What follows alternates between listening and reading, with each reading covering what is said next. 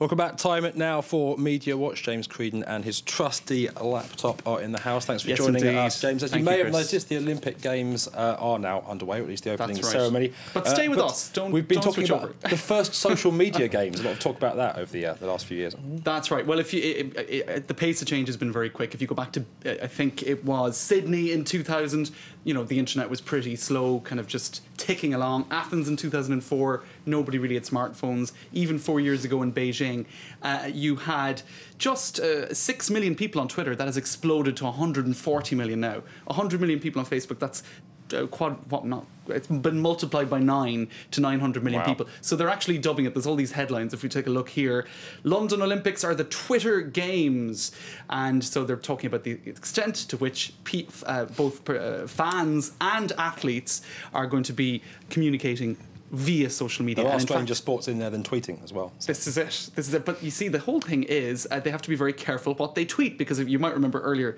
this week, this fair lady from Greece got kicked out of the games. Her name was Voulou Papachristou, and she tweeted something that was considered, and indeed it probably was, racist, and she got kicked out. So people are having to be careful what they tweet.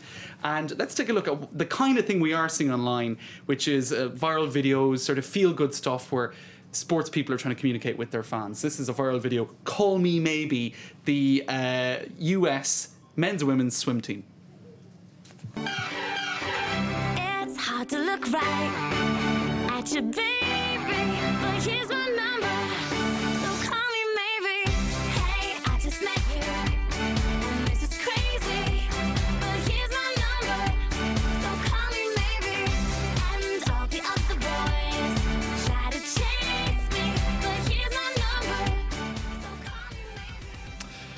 So there you go, the kind of stuff, the really amazing things you're finding on social media. Meanwhile, the International Olympic Committee, they're being party poopers about all of this. That's right, and maybe that's why we're seeing very generic things like that online, which isn't infringing any sponsorship deals. NBC in the US, they paid $1 billion to the Olympics Committee for exclusive rights. So what the Olympics Committee have done via UK legislation, which had to be enacted, is to include provisions for social media, which means that as a member of the public or an athlete, you can't post a video of a sporting event on Twitter or Facebook or your blog. So how are they really going to police that at an international kind of level? They can't really. And what they'll end up having to do, I suppose, is focusing on the most blatant violations and trying to. It reminds us here in France, I suppose, of the French elections when something similar happened where results couldn't be published before 8 p.m. But of course, people find ways around it. It's very difficult to police social media, but I suppose the Olympics Committee have to reassure sponsors who've paid millions, billions of dollars or euros or whatever that they're doing their utmost to make sure that things are kept, above board. Okay, meanwhile, one UK politician has managed to get a video that's gone viral. His name has caused news presenters problems in the past, so I'll leave it to you. Who needs to kind of spend years training to be a top athlete? You can just have a big mishap with a bell, which is what happened to the Culture Secretary in London this morning. Let's take a look at these pictures. Yeah, sure. Oh, my goodness me. You need to back announce him as Jeremy Hunt, because we never said that. Did I not say his name was Jeremy Hunt? No. Okay, there we are. Disaster averted.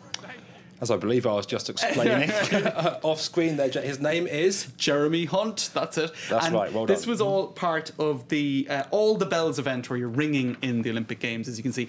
But the thing is, the woman he almost hit is the CNN's Christian Amanpour's sister, and she was tweeting about it. Let's take a look online.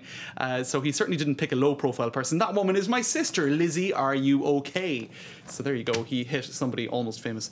And of course, very quickly with these videos, it has become viral and it has been remixed. Let's take a listen to what has been done by one internet user today. Yeah, sure.